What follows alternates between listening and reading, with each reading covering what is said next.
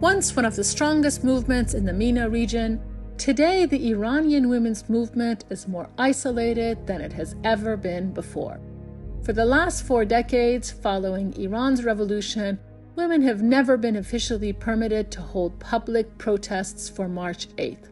However, between 1997 and 2006, which marked a period of vitality for the Iranian women's movement, several public protests and gatherings were held to commemorate March 8. Almost all faced crackdowns and resulted in the arrest of activists and participants.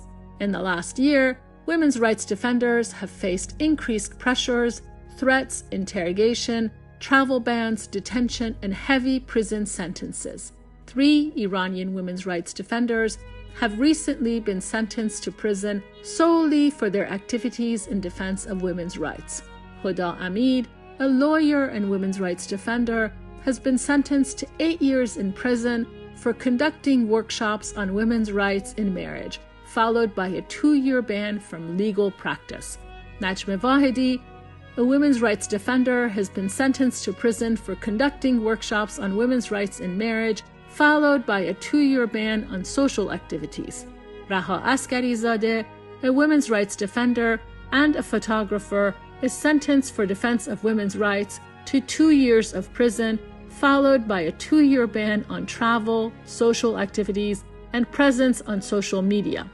This March 8th, we urge the Iranian government to recognize and respect the rights of women human rights defenders, to organize and to advocate for their rights.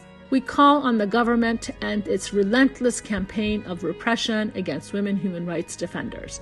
We also urge the international women's movement, including in the MENA region, to stand in solidarity with their counterparts in Iran.